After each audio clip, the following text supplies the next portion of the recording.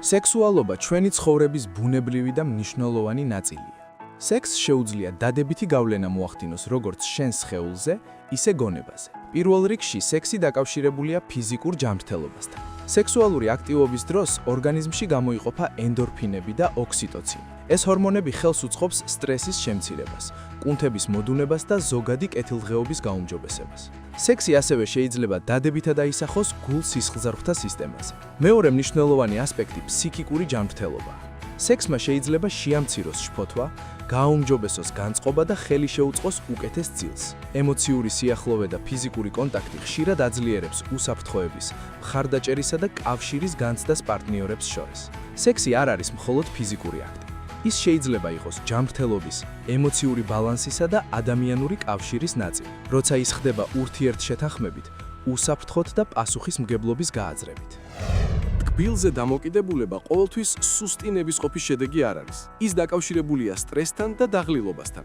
ამიტომ პირველ რიგში უნდა დააკვირდე, როდის გინდება ტკბილი. მაშინ როცა გშია, თუ მაშინ როცა თავს დასტრესილად და დაღლილად გრძნობ. ეს იქნება პირველი ნაბიჯი ტკბილზე დამოკიდებულებისგან გათავისუფლებისკენ. გახსოვდეს, რომ ამ დროს უმჯობესია ტკბილის რაოდენობა ნელ-ნელა შეამცირო, რადგან სრული აკრძალვა ხშირად უფრო ძლიერ სურვილს იწვევს. ეცადე იკვებო რეგულარულად, რომ შენმა ორგანიზმმა საჭირო ენერგია ძირითადი საკვებიდან მიიღოს.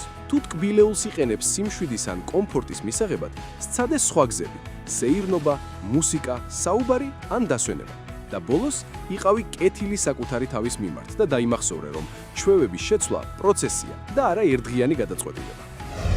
იცი რა მოხდება თუ ყოველდღე წაიკითხავ, თუნდაც მხოლოდ 20 წუთით. პირველ რიგში გაგიუმჯობესდება კონცენტრაციის უნარი, აზროვნების სიღრმე და ინფორმაციის დამუშავების სისწრაფე.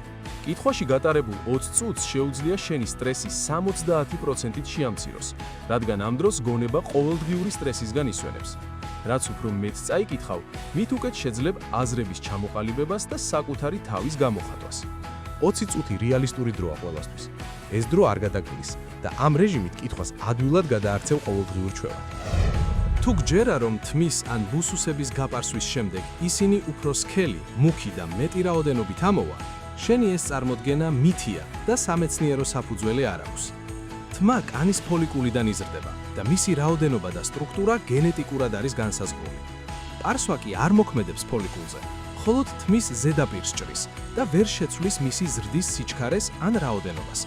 ეს ფაქტორები დამოკიდებულია ჰორმონებზე, გენეტიკაზე და ზოგად ჯანმრთელობაზე, არა პარსვაზე.